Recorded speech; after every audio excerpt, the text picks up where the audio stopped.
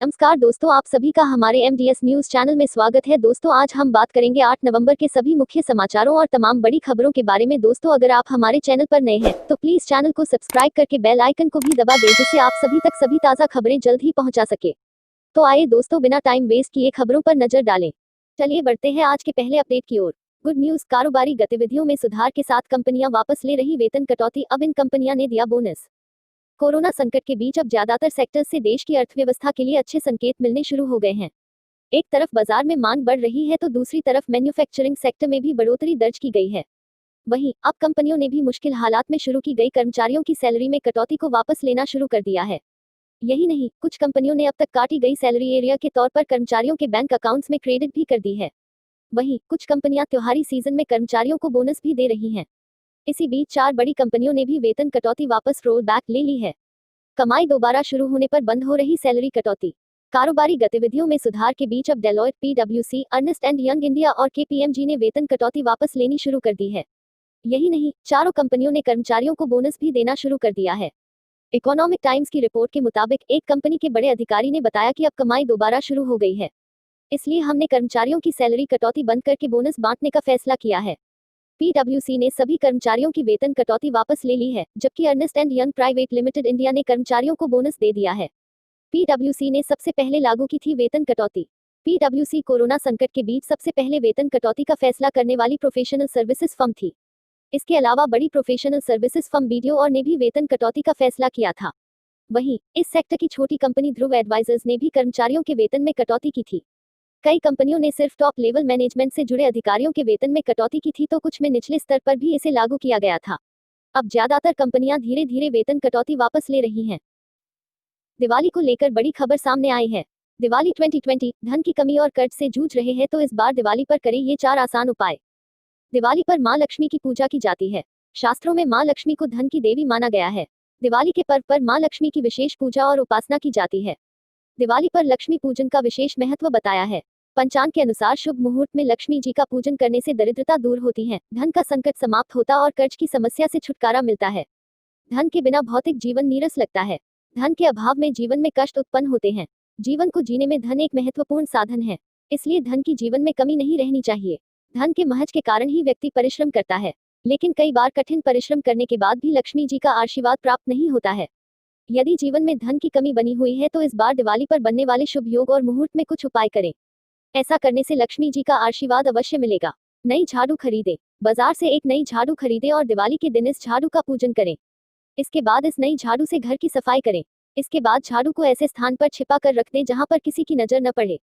इस उपाय के पीछे माना जाता है कि कभी कभी घर में नकारात्मक ऊर्जा प्रवेश कर जाती है, जिस कारण समस्या उत्पन्न होने लगती है। इस उपाय से झाड़ू के माध्यम से घर की नकारात्मक ऊर्जा को बाहर निकाला जाता है। हल्दी का उपाय। दीपावली पर लक्ष्मी पूजन के दौरान 1 या 2 हल्दी की गांठ रखें। हल्दी की पूजा करें। लक्ष्मी पूजन होने के बाद इन हल्दी की गांठ को उस स्थान पर रख दें जहां पर धन और आभूषण रखते हैं। इस उपाय से धन संपदा में वृद्धि होती है। पीली कौड़ियों का महत्व। दिवाली पर पीली कौड़ियों की पूजा घर में सुख समृद्धि लाती है। पूजन के दौरान इन कौड़ियों को पूजा की थाली में रखें और पूजा करें। ऐसा माना जाता है कि लक्ष्मी जी को कौड़ी प्रिय हैं। कौड़ियों की पूजा करने से धन की कमी दूर होती है, रुका हुआ धन प्राप्त होता है, कर्ज से भी मुक्ति मिलती है। हनुमान जी की आरती करें। दिवाली पर सरसों के तेल का दीपक जलाएं और उसमें लौंग डालकर हनुमान जी की आरती करें। हनुमान जी की आरती करने से रोग और हर प्रकार के संकटों से मुक्ति मिलती है। यूएस इलेक्शंस को लेकर बड़ी खबर सामने आई है। यूएस इलेक्शंस काउंटिंग सेंटर पर बंदूक लेकर इकट्ठा होना शुरू हुए ट्रंप समर्थक। अमेरिका में राष्ट्रपति चुनावों को लेकर पिछले 3 दिनों से एक तमाशा खड़ा हुआ है। बिडेन और ट्रंप दोनों ही अपनी जीत का दावा कर रहे हैं। हालांकि नतीजों के अनुसार ट्रंप काफी पिछड़ते दिखाई पड़ रहे हैं और बिडेन को जीत के लिए मात्र 6 वोट की जरूरत है। ऐसे में वोटिंग काउंटिंग सेंटर के बाद ट्रंप के समर्थक बंदूक के साथ इकट्ठा होना शुरू हो गए हैं। मिली जानकारी के अनुसार यहां पर कुछ लोगों के पास बड़ी बंदूक है और कुछ के पास हैंडगन है। काले रंग के पकड़ों में यह लोग पूरी तरह से सैन्य शैली वाली अर्धसैनिक राइफलों के साथ दिखाई दे रहे हैं। हालांकि किसी को भी गोली मारे जाने की कोई रिपोर्ट नहीं मिली है। एरिजोना, नेवादा और मिशिगन में वोट टेबुलेशन केंद्रों के बाहर बंदूकें देखी गई हैं। यहां पर लोगों को खुलेआम हथियार को सार्वजनिक रूप से ले जाने की अनुमति है, लेकिन रैलियों में हथियारों को ले जाने का चलन तेजी से बढ़ रहा है। सशस्त्र प्रदर्शनकारियों को राष्ट्रपति डोनाल्ड ट्रंप के आरोपों के बाद मतगणना केंद्रों पर देखा जा रहा है, जिसमें उन्होंने कहा था कि डेमोक्रेट चुनाव चोरी करने की कोशिश कर रहे हैं। हालांकि इस मामले में कोई भी सबूत सामने नहीं आए हैं। हालांकि पुलिस ने वोटिंग काउंटिंग इमारत की ओर जाने वाली सड़कों को बंद कर दिया और विरोध प्रदर्शन पर कड़ी नजर बनाए रखी है। अक्टूबर में मिशिगन के राज्य सचिव ने मतदान केंद्रों के पास हथियारों को खुलेआम ले जाने पर प्रतिबंध लगाने की कोशिश की, लेकिन आदेश अदालत में बंधा हुआ है। लास वेगास के एक वोट टेबुलेशन सेंटर में शुक्रवार को लगभग 100 ट्रंप समर्थक इकट्ठा हुए, जिसमें कम से कम 2 पुरुषों के पास राइफलों को ले जाते हुए देखा गया। फिलाडेल्फिया में हैंडगन वाले 2 लोगों को गुरुवार रात को कन्वेंशन सेंटर के पास गिरफ्तार किया गया था, जहां वोटों की गिनती चल रही थी। पुलिस ने कहा कि पुरुषों की आयु 42 और 61 वर्ष है, जो वर्जीनिया के एक हम में थे और हथियार ले जाने की अनुमति नहीं थी। पुलिस आयुक्त डैनियल आउटलाव ने कहा कि उनके वाहन के अंदर एक सैन्य शैली की राइफल और गोला बारूद मिला। बिहार चुनाव को लेकर बड़ी खबर सामने आई है। बिहार पोल्स, इस बार चुनाव परिणाम में करना होगा इंतजार, 3 से 4 घंटे देर से आ सकता है चुनाव परिणाम। बिहार विधानसभा चुनाव के मतदान के साथ ही अब सबकी नजरें चुनाव परिणाम की ओर टिकी हुई हैं, तो इस बार परिणाम का इंतजार कर रहे लोगों का इंतजार कुछ और लंबा होगा, क्योंकि इस बार कोरोना के चलते परिणाम आने में देर हो सकती है। जी हां, कोरोना संक्रमण के चलते इस बार चुनाव में बूथों की संख्या बढ़ा दी गई थी और बूथों की संख्या बढ़ने से ईवीएम की संख्या में भी बढ़ोतरी हुई है। ऐसे में वोटों की गिनती के लिए पहले के चुनाव की तुलना में इस बार अधिक वक्त लग सकता है। पिछले विधानसभा चुनाव में वोटों की गिनती की प्रक्रिया 12 घंटे में पूरी हो गई थी। ईवीएम से वोटों की गिनती सुबह 8:30 बजे शुरू होती है और लगभग 11 से 11:30 घंटे में परिणाम आ जाता था। इस बार चुनाव के पहले 72 बूथ तय थे, लेकिन कोरोना संक्रमण को लेकर इनकी संख्या बढ़कर 1,06,000 कर दी गई, जिससे ईवीएम की संख्या में भी लगभग 40% की बढ़ोतरी हो गई, जिससे इस बार वोटों की गिनती में पिछले चुनाव के मुकाबले 1/4 समय भी ज्यादा लगने की उम्मीद की जा रही है और कहा जा रहा है कि इस बार अंतिम चुनाव परिणाम के लिए लगभग 3 से 4 घंटे का इंतजार बढ़ सकता है। 38 जिले में बनाए गए हैं 55 मतदान केंद्र। निर्वाचन विभाग की जानकारी के अनुसार मतगणना लिए राज्य के 38 जिले में 55 मतगणना केंद्र बनाए गए हैं। जिन जिलों में केंद्र छोटे हैं वहां 2 केंद्र बनाए गए हैं। पटना में एक ही मतगणना केंद्र बनाया गया है, जहां 10 नवंबर को सुबह 8 बजे से वोटों की गिनती शुरू हो जाएगी। मतगणना के लिए अधिकतम 14 टेबल होंगी। जिन केंद्रों में बड़े हॉल है वहां एक ही हॉल में 14 टेबल लगेंगे और जहां हॉल छोटे होंगे वहां कोरोना की गाइडलाइन के तहत 2 हॉल में टेबल लगाए जाएंगे। साथ ही एक हॉल में एक रिटर्निंग ऑफिसर की ड्यूटी होगी और दूसरे में एआरओ की ड्यूटी होगी।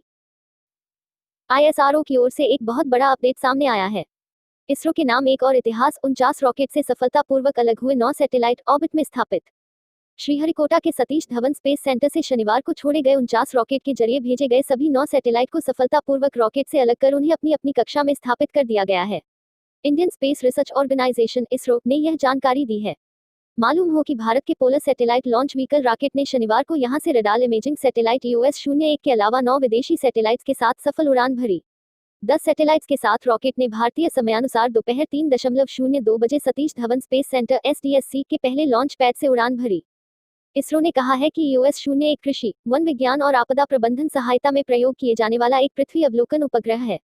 दूसरे देशों के उपग्रहों को अंतरिक्ष विभाग के new space India limited NSIL के साथ वाणिज्यिक समझौते के तहत लॉन्च किया गया है। यह इसरो का 51वां मिशन था। EOS-01 की खासियत, यह एक रेडार इमेजिंग सैटेलाइट RISAT है। यह एडवांस्ड रिसेट है, जिसका सिंथेटिक अपर्चर रेडार बादलों के पार भी देख सकेगा।